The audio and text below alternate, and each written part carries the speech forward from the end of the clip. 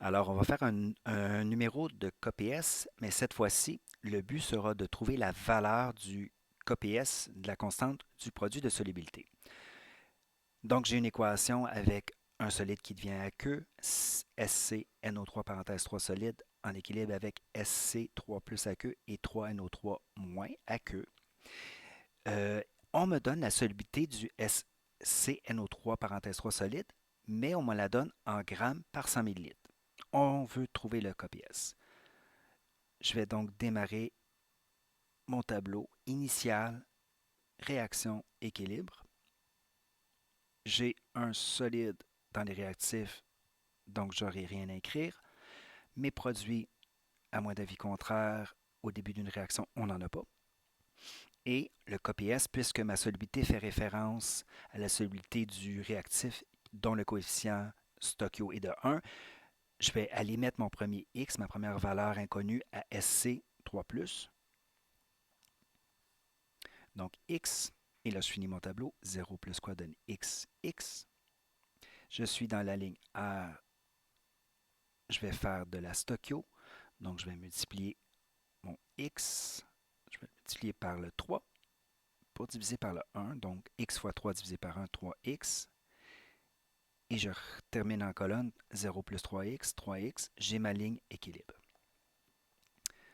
Donc, j'écris mon équation générale de mon KPS, SC3 plus entre crochets, c'est la concentration molaire, multiplié par mon NO3 moins exposant 3, et c'est égal à X fois NO3 qui vaut 3X, mais qui est affecté de l'exposant 3. Encore une fois, je distribue mon 3 sur 3. 3 fois 3 donne 27. Et x à la 3 fois x donne x4. Mon 27x4 sera donc égal à mon KPS. Mais la valeur de x, je ne la connais pas encore, mais je vais pouvoir la calculer. Mon x, on se rappelle que c'est la solubilité en mol par litre. Mais je suis en grammes par 100 millilitres. J'ai deux façons que je peux faire. Il y a une façon que je trouve plus rapide. Donc, mon X, je vais partir de ma valeur 4,158 grammes. Je vais mettre une barre de division pour faire une transformation d'unité pour 100 millilitres. Et attention, je ne suis pas en train de faire des produits croisés, je vais juste faire des transformations. Je ne veux pas des grammes, je voudrais avoir des moles.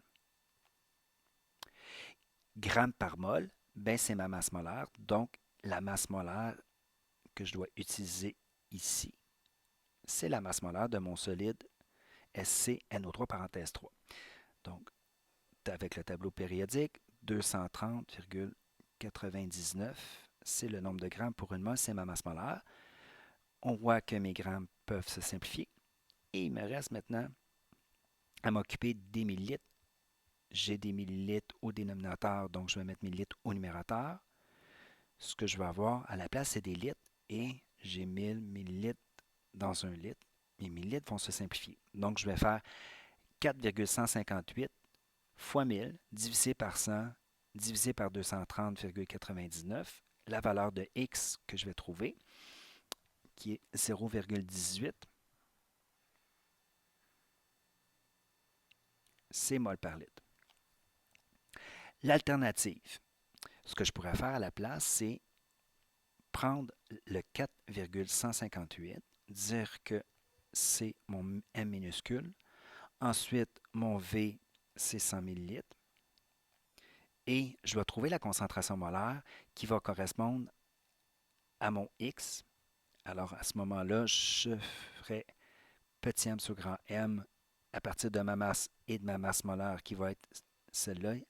Et je vais refaire une autre formule avec C égale à N sur V en s'assurant d'avoir bien transformé mon 100 ml en litres. Et la réponse va me donner, encore une fois, la même chose, 0,18 mol par litre.